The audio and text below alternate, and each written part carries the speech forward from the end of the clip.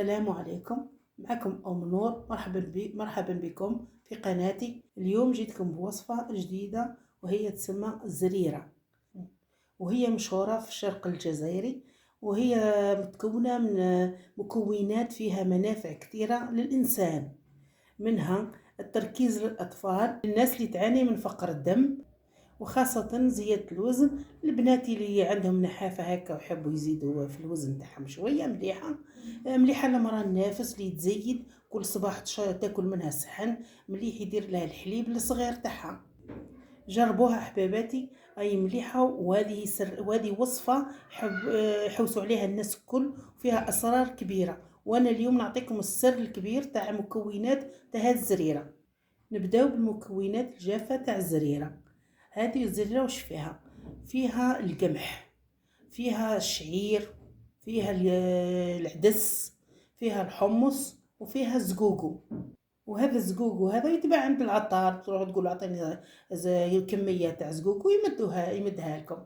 والكيل الصحيح تاع هذه الزريرة هذه هي 5 كيلات قمح، كيلة شعير، كيلة عدس، ونص كيلة حمص، وطريف ونص كيلة ثانية تاع زقوقو. هذا تحكموا يا حباباتي كل حاجة من المكونات اللي ذكرتهم لكم تقليوها في الطاجين تاع الطين ولا في مقلة، وتقليوها مليح مليح كل حاجة وحدها، وما ديك تخلطوهم الكل مع بعضهم، وهما هكاك سخونين تهزوهم تديهم ترحيوهم.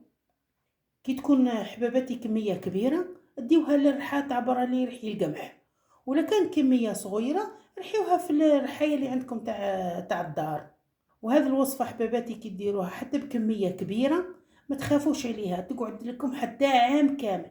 منين تجبدوها تلقاوها كيما راهي. كل صباح ديروها في الفطور، ديروها العشية لوليداتكم، ليكم انتوما مليحة في الشتاء هذا مع حليب قهوة، في أي مناسبة ديروها. وهذه الزريرة حباباتي تحتاج للزبدة، العسل، وطريف تاع جنجلانية مقلية، جنجلانية للتزيين، محمصة للتزيين.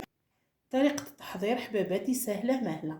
تحكموا الزبدة والعسل مع بعضهم، تحطوهم في كاسرونة، تذوبوهم مليح، تسخروهم من النار هكا، وتحطوا الكمية تاع الزريرة اللي تحبوها بالمغيرفة، وهي تكون شوية سايلة هكا، بالطريقة اللي راح نوريها لكم دركا وتشوفوها.